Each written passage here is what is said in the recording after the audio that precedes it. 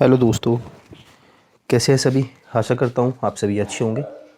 तो दोस्तों, आज मैं कक्षा 12 का जो अनसोल्ड है, फास्ट ट्रैक अनसोल्ड पेपर 2022 तक के सभी सेट्स गणित कक्षा 12, तो कक्षा 12 का जो प्रैक्टिस सेट है आज हम वो सोल्व करने वाले हैं।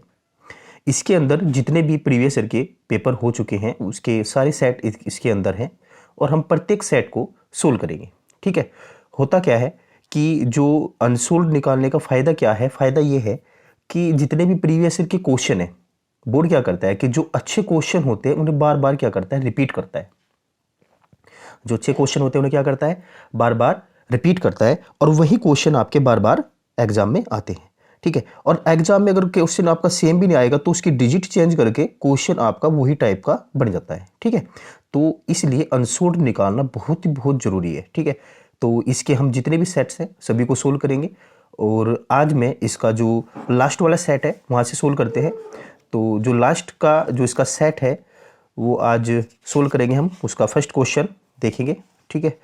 चलिए कक्षा 12 का जो पेपर है इसका जो फर्स्ट क्वेश्चन है वो क्या है, निम्नलिखित के सभी खंड हल कीजिए। ठीक है। तो पहला जो क्वेश्चन है वो ऑब्जेक्टिव टाइप ही आना है आपके पास भी। ठीक है। उसमें आपके 4 या 5 क्वेश्चन आपके आते हैं। ठीक है। प्रत्येक क्वेश्चन को सोल्व करना है और उसके जो ऑप्शन होता है उसको लिखना है, उसको टिक करना है। ठीक है। चलिए, तो इसका जो पहला क्वेश्चन है ये है आपका F X is equal to कितना है आपका 3x द्वारा परिभाषित फलन f, यानी कि फलन f r से r है, तब f आपको बताना है कि एकीकी आच्छादक है, बहुलक आच्छादक है, एकीकी है परंतु आच्छादक नहीं है, और न तो एकीकी है और न ही आच्छादक है। ठीक है। चलिए, जिसका ये अनसोल्ड था उसने पहले इस पर टिक कर रखी है। चलो कोई बात नहीं, मैं आपको सोल्व कराता हूँ। ठीक है। चलिए फर्स्ट क्वेश्चन देखते हैं इसका। चलिए, तो फर्स्ट क्वेश्चन आपका जो आपका फर्स्ट चैप्टर है उसी से है। ठीक है। तो आई होप कि आपने ये पढ़ रखा हो। चलिए फर्स्ट क्वेश्चन सोल्व करते हैं। तो पहले का क्या, ठीक है।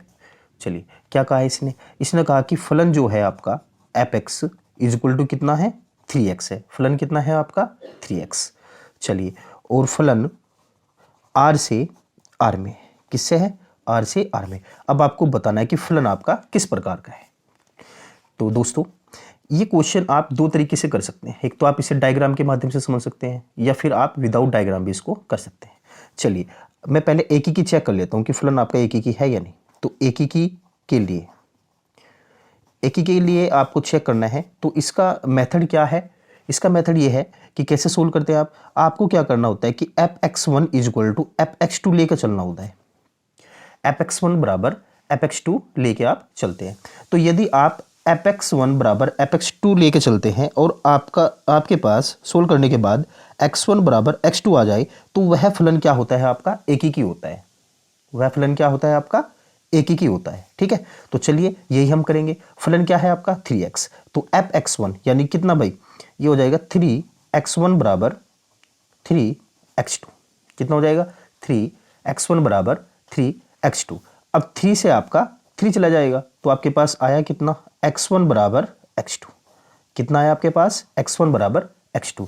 तो क्या हमें यही देखना था, देखिए देखना क्या होता है, एफ एक्स वन बराबर एफ एक्स टू लेके चलते हैं, x1 बराबर x2 आना चाहिए। तो फलन में हम 3x1 is equal to 3x2 लेके चले क्योंकि फलन क्या था आपका 3x था। तो आपके पास कितना आया निकल के, x1 बराबर x2। अतः आप क्या कह सकते हैं, अतः फलन फलन एकीकी है। फलन क्या है आपका, एकीकी है। ठीक है। चलिए, अब आच्छादक के लिए क्या करना है। तो आच्छादक के लिए तो चूंकि आपका फलन जो है ना आर से आर में है, फलन क्या है आपका आर से आर में है, तो हम कह सकते हैं कि जो परिसर है, जो परिसर है आपका वो क्या है, आर है। परिसर भी आपका आर है और सह प्रांत भी क्या है आपका, सह प्रांत भी क्या है, आर है। तो परिसर भी आर है, सह प्रांत भी आर है। तो आप डायरेक्ट इसको कह सकते हैं, जब दोनों ही कंडीशन आपकी आर के अंदर हो तो आप कह सकते हैं कि फलन क्या है आपका, आच्छादक होगा। फलन क्या होगा, आच्छादक है।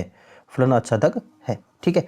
तो इसका जो आंसर है वो क्या आया, फलन आपका एकीकी भी है और फलन आपका अच्छादक भी है। तो इसका जो फर्स्ट ऑप्शन है वो इसका सही है, ठीक है। और जिसने ये सोल्व किया उसने भी इसका पहला ही ऑप्शन लगा रखा है कि एकीकी अच्छादक है, ठीक है। तो चलिए इस प्रकार आपका फर्स्ट क्वेश्चन सोल्व हुआ।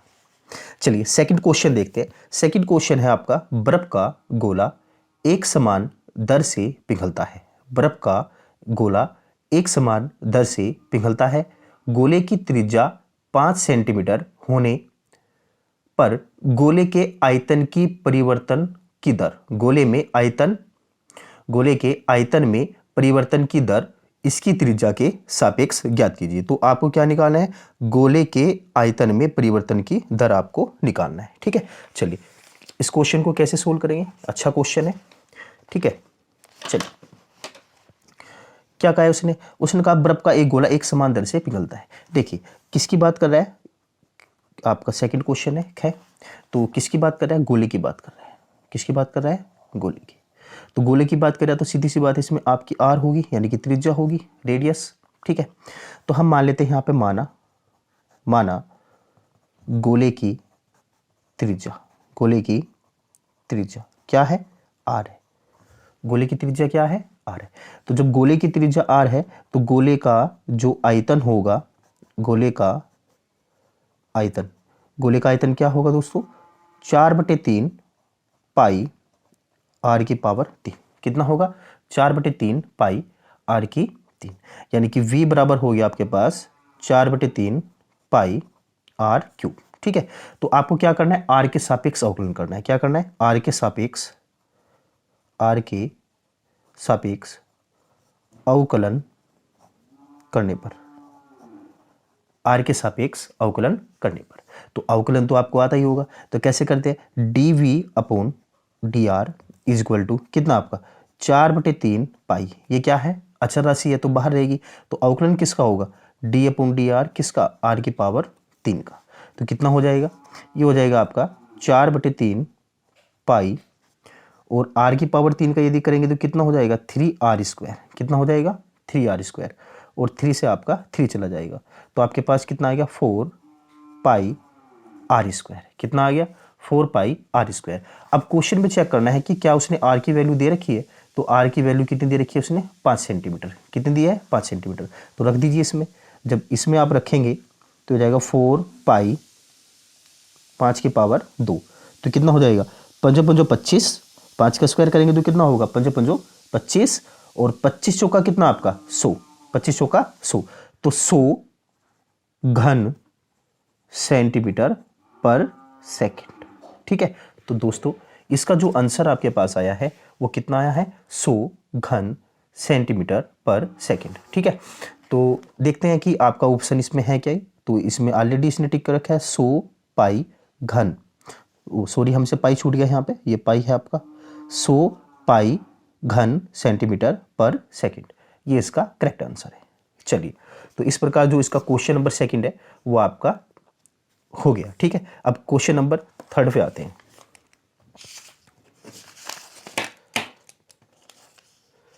चलिए क्वेश्चन नंबर थर्ड तो यहीं पे है आपका। चलिए तो क्वेश्चन नंबर जो थर्ड है आपका, इसमें क्या कहा है इसने, क्वेश्चन नंबर थर्ड में कहा है समाकलन। क्वेश्चन नंबर जो थर्ड है आपका समाकलन का क्वेश्चन है। उसने कहा समाकलन cos square x upon 1 minus sine x dx, ठीक है। ये क्वेश्चन है। अब आपको बताना है कि यह किसके बराबर होगा। ऑप्शन दिया है log 1 माइनस साइन एक्स, दूसरा ऑप्शन है x minus cos x plus C, तीसरा है log 1 प्लस साइन एक्स, और चौथा ऑप्शन है आपका x plus cos x plus C. अब जिसका ये अनसोल्ड है उसने इसमें ऑप्शन नंबर सेकंड टिक किया है। तो हम देखते हैं कि क्या यही इसका आंसर आता है क्या। चलिए सोल्व करते हैं समाकलन। आई होप कि आपने समाकलन चैप्टर सोल्व किया हो। चलिए अब समाकलन करना है इसका। तो समाकलन करते समय क्या करेंगे, अब देखना है आपको कोस स्क्वायर एक्स जो है ये एक सर्वसमीका है। क्या है, एक सर्वसमीका। इसको तोड़ सकते हैं हम। कोस स्क्वायर एक्स किसके बराबर हो जाएगा आपका 1 माइनस साइन स्क्वायर एक्स, ठीक है, और अपॉन 1 माइनस साइन एक्स, ठीक है, dx। अब जो 1 माइनस, तो कितना है आपका 1 minus sine square x upon 1 minus sine x. तो क्या इसको हम इस प्रकार लिख सकते हैं, समाकलन 1 का square minus sine square x upon 1 minus sine x into D x. तो जो ऊपर आपका जो बन रहा है वो वर्गों का अंतर बन रहा है, तो इसको क्या हम इस प्रकार लिख सकते हैं, 1 minus sine x 1 plus sine x upon 1 minus sine x और समाकलन का आपका चिन्ह। क्यों? चूंकि आपको पता है कि जो आपका ए स्क्वायर माइनस बी स्क्वायर होता है वो ए माइनस बी ए प्लस बी होता है। ठीक है, ये आपका फार्मूला है। चलिए अब क्या करना है, 1 माइनस साइन एक्स से आपका 1 माइनस साइन एक्स चला जाएगा, तो आपके पास आया कितना, 1 प्लस साइन एक्स और इसका समाकलन। तो दोस्तों 1 प्लस साइन एक्स का समाकलन आप आसानी से कर सकते हैं, 1 का अलग से करेंगे आप और साइन एक्स का आप अलग से करेंगे, तो कितना हो जाएगा 1 D x plus sine x D x. तो 1 का कितना बन जाएगा आपका x प्लस साइन एक्स का कितना हो जाएगा minus cos x. Sine x का समाकलन कितना होता है, माइनस के कोस एक्स और प्लस सी, तो कितना हो जाएगा आपका x plus minus minus cos x plus C. तो ये आपका इसका आंसर है। अब चलिए चेक करते हैं क्या ऑप्शन में आपका x minus cos x plus C है। चलिए अगर हम देखें तो यहाँ पे जो आपका ऑप्शन नंबर बी है वो करेक्ट है और इसने भी जिसने सोल्व किया है उसने इसका ये आंसर सही लगाया है, x minus cos x plus C. ठीक है, तो इस प्रकार जो फर्स्ट का आपका क्वेश्चन नंबर 3 है समाकलन का वो भी हमने सोल्व कर लिया। अब नेक्स्ट क्वेश्चन पे आते हैं। नेक्स्ट क्वेश्चन में क्या कहा है उसने कहा है कि उस समांतर चतुर्भुज का क्षेत्रफल ज्ञात कीजिए जिसकी 2 संलग्न भुजाएं a बराबर ये दिया है सदिश और b बराबर ये है। ठीक है, ऑप्शन में दिया है √3 वर्ग इकाई, 8 √3 वर्ग इकाई, 5 √3 वर्ग इकाई और इनमें से कोई नहीं। चलिए अब जिसने किया है उसने इसका ऑप्शन नंबर सेकंड लगाया है। चलिए हम सोल्व करके देखते हैं कि क्या इसका ऑप्शन नंबर सेकंड ही आएगा या फिर अदर इसका ऑप्शन कोई होगा। ठीक है, चलिए चेक करते हैं। अब सोल्व करते हैं। समांतर चतुर्भुज क्या कहा है उसने कहा है समांतर चतुर्भुज का क्षेत्रफल। ठीक है, चलिए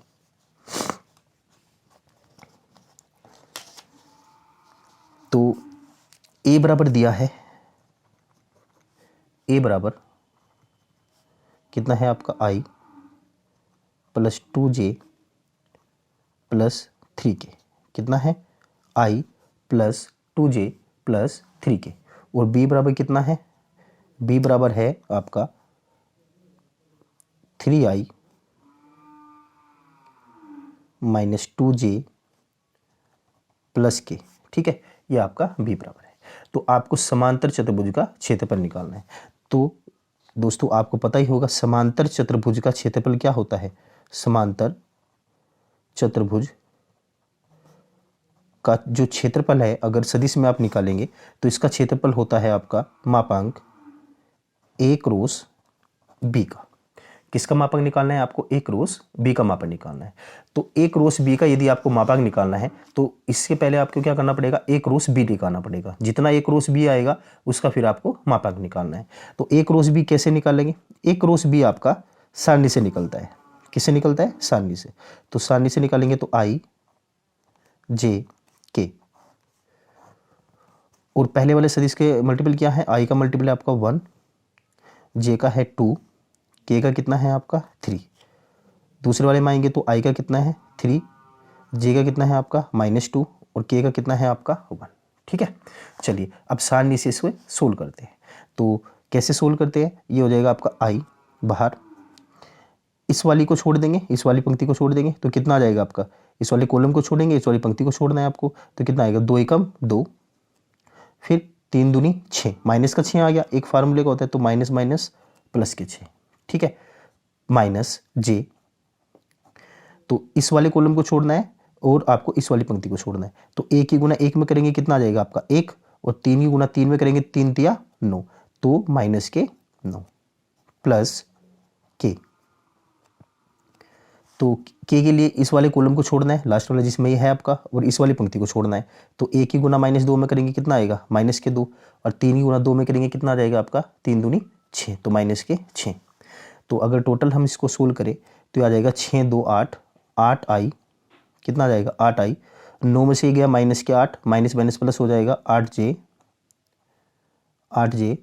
और ये हो जाएगा आपका 6 2 8 माइनस के 8 के, कितना हो जाएगा माइनस के 8 के।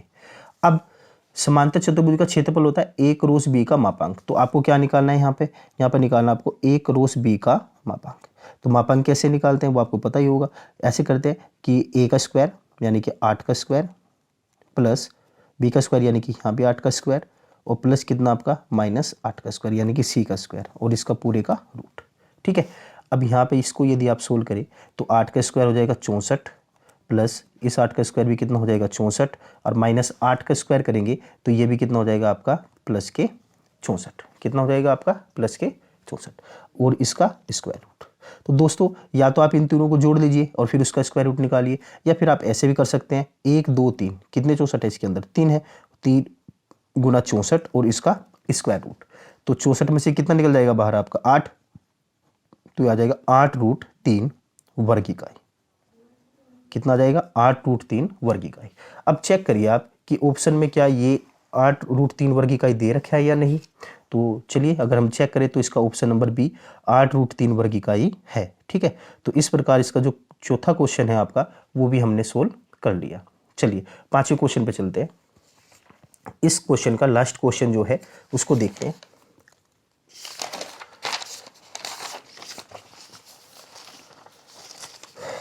तो दोस्तों इसका जो लास्ट क्वेश्चन है पहले वाले का जो ऑप्शन वाले क्वेश्चन है, तो ये है यदि पी ए बराबर 3/10, पी बी बराबर 2/5 तथा पी ए यूनियन बी बराबर 3/5, तो P B by A plus P A by B के बराबर है। तो आपको सोल्व करके बताना कि इसका कौन सा ऑप्शन सही है। तो 1/4 दे रखा है पहला ऑप्शन, दूसरा ऑप्शन इसने दिया है 1/3, और तीसरा ऑप्शन दिया है 5/12, और चौथा ऑप्शन दिया है 7/12। चलिए इसको सोल्व करते हैं और चेक करते हैं इसका ऑप्शन कौन सा सही है। ठीक है, तो चलिए अनसोल्ड सोल्व करने से पहले सभी की जो है ना बुक आपको कंप्लीट करनी है, बुक को अच्छे से कंप्लीट करना है, तब आप अनसोल्ड को अच्छे प्रकार से सोल्व कर सकते हैं। क्योंकि इसके जो पेपर के अंदर आएगा सभी चैप्टर से एक एक दो क्वेश्चन इसके अंदर होते हैं। ठीक है, तो सभी चैप्टर आपने अच्छे प्रकार से निकाल रखे हैं, तभी आप इसको सोल्व कर सकते हैं। ठीक है, तो चलिए अगर आपने अच्छे प्रकार से नहीं भी किया है तो आई होप कि जैसे मैं आपसे करा रहा हूँ तो आपको समझ में आ जाएगा। ठीक है, चलिए क्वेश्चन नंबर जो पहले का लास्ट है उसमें दिया है पी ए बराबर 3/10, पी बी बराबर 2/5। पी ए बराबर कितना दिया है 3/10, पी बी बराबर कितना है आपका 2/5, और क्या दिया है P A union B, P A union B बराबर कितना दिया है 3/5। ठीक है, तो मान किसका निकालना है, मान निकालना है आपको P B by A plus P A by B का आपको मान निकालना है। ठीक है, तो चलिए कैसे सोल्व करेंगे इस क्वेश्चन को, बहुत ही अच्छा क्वेश्चन है, प्यारा क्वेश्चन है। ठीक है, तो चलिए सोल्व करते हैं। किसका मान निकालना है P B by A plus P A by B. ठीक है, तो दोस्तों पी बी बाई ए, तो इसका जो मान होता है वो कितना होता है आपका P A intersection B by P A. ठीक है, फार्मूले आपको याद होने चाहिए। ठीक है, प्लस इसको यदि हम सोल्व करेंगे तो कितना आ जाएगा P A intersection B by P B. ठीक है, देखो जो b बाई ए है तो क्या करेंगे इसका इंटरसेक्शन निकालेंगे और अपन में कितना आ जाएगा पी ए। जब इसका करेंगे तो इसका भी इंटरसेक्शन करेंगे और अपन में कितना आ जाएगा आपका पी बी। ठीक है, तो जो मान हमें निकालना है वो इसका निकालना है। तो आपके पास देखते हैं कि वैल्यू है या नहीं। तो पी ए का मान आपके पास है, पी बी का भी मान आपके पास है, लेकिन पी ए इंटरसेक्शन बी का मान आपके पास नहीं है। आपके पास मान किसका है पी ए यूनियन बी का। तो सबसे पहले आपको क्या निकालना पड़ेगा पी ए इंटरसेक्शन बी निकालना पड़ेगा। तो पी ए इंटरसेक्शन बी का मान क्या होता है दोस्तों P A plus P B minus P A union B. कितना होता है P A plus P B minus P A union B. ठीक है, तो पी ए का मान कितना है आपका 3/10, तो रखिए यहाँ पे 3/10 प्लस पी बी का मान कितना है 2/5 minus P A union B का मान कितना है आपका 3/5। ठीक है, तो चलिए सोल्व करते हैं। तीनों फ्रैक्शन को हम इकट्ठे सोल्व कर लेंगे, एलसीएम ले लेंगे, कितना आ जाएगा आपका 10। तो 10 से जाएगा 10 एक बार, 1 की गुना 3 में करेंगे कितना हो गया आपका 3, प्लस 5 से जाएगा 2 बार, 2 की गुना 2 में करेंगे कितना हो जाएगा आपका 4, 5 से जाएगा 2 बार, 5 दूनी 10, 2 और 2 की गुना यहाँ पे करेंगे कितना हो जाएगा 3 दूनी 6। तो अगर इसको आप सोल्व करें कितना हो जाएगा 4 3 7, 7 माइनस 6/10, तो 7 में से 6 गया आपका कितना हो गया 1/10। तो पी ए इंटरसेक्शन बी का मान कितना आया 1/10, कितना मान आया है 1/10। चलिए अब इसको हम क्या करेंगे अपने इस फार्मूले में रखेंगे। देखिए पी ए इंटरसेक्शन बी है, तो पी ए इंटरसेक्शन बी का मान कितना है आपका 1/10, तो 1/10। ठीक है, कितना हो जाएगा 1/10 बाई, अब पी ए का मान कितना है आपका, पी ए का मान है आपका कितना, पी ए का मान है आपके पास 3/10, तो 3/10 रखिए, तो इसके बटे में रखेंगे 3/10 प्लस फिर पी ए इंटरसेक्शन बी, तो पी ए इंटरसेक्शन बी का मान हमने अभी निकाला कितना आया 1/10 बटे पी बी का मान कितना है आपके पास 2/5, तो पी बी का मान रखिए यहाँ पे कितना हो जाएगा 2/5। अब इसको सोल्व कर लीजिए। सोल्व करने का तरीका क्या होगा, इसकी गुना इसके साथ करेंगे, इसकी गुना इसके साथ करेंगे, तो कितना आ जाएगा 10/10 दिया 30, या फिर आप 10 गुना 3 भी कह सकते हैं। ठीक है, प्लस ये हो जाएगा इसकी गुना इसके साथ और ऊपर कितना आ जाएगा 5 कितना आपका 10 गुना 2। तो देखिए दोस्तों 10 से 10 चला जाएगा आपका 5 दूनी 10, तो कितना आ जाएगा, ये आ जाएगा आपका यहाँ पे कितना आया 1/3, कितना आया 1/3, यहाँ पे कितना हो जाएगा 2 दूनी 4, यानी कि प्लस 1/4। तो इसको सोल्व करिए, एलसीएम कितना आ जाएगा 4 तिया 12, 4 तिया 12 और 4 एकम 4 और 3 एकम 3 प्लस 3, यानी कि 4 और 3 कितना आपका 7/12। तो इसका आंसर कितना आया दोस्तों 7/12। अब चेक करते हैं हम कि ऑप्शन में 7/12 है या नहीं है। ठीक है, तो देखते हैं दोस्तों, इसमें 7/12 आपका दिया है, चौथा ऑप्शन इसका जो है ना 7/12 ही है। ठीक है, तो ये भी क्वेश्चन हमारा सही है। चलिए इस प्रकार जो इसका फर्स्ट क्वेश्चन है उसके जो 5 क्वेश्चन दिए थे, फर्स्ट क्वेश्चन में जो बहुविकल्पीय प्रश्न थे, इसमें जो है ना 5 क्वेश्चन दिए थे, पांचों ही हमने अच्छे प्रकार से सोल्व किए हैं। आई होप कि आपको समझ आए हों। तो इसका जो सेकंड क्वेश्चन है इसमें 5 क्वेश्चन है, इसमें कितने क्वेश्चन है 5। तो दोस्तों हम प्रत्येक सेट को कम से कम 4 या 5 वीडियो में ख़त्म करेंगे। ठीक है, हम इसमें हमने फर्स्ट क्वेश्चन कंप्लीट किया है, जो सेकंड वीडियो आएगी इसी सेट की तो उसमें हम सेकंड क्वेश्चन को ख़त्म करेंगे, जो आपका थर्ड वीडियो आएगी उसमें थर्ड क्वेश्चन को। इस प्रकार हम इस सेट को कम से कम जो एक सेट होगा उसको 4 या 5 वीडियो में ख़त्म करेंगे। ठीक है, तो दोस्तों आई होप कि आपको समझ आया हो। तो अगर वीडियो अच्छी लगी हो तो प्लीज़ चैनल को लाइक करें, सब्सक्राइब करें और अपने जो दोस्त हैं, आपके जो फ्रेंड हैं, उनको सभी को शेयर करें कि वे भी जो है ना इस वीडियो को देखकर अपने क्वेश्चन की अच्छी प्रकार से तैयारी कर सकें। ये क्वेश्चन डायरेक्ट बोर्ड में ऐसे ही आपके आते हैं। ठीक है, तो चलिए आज के लिए इतना ही, बाकी कल। ठीक है।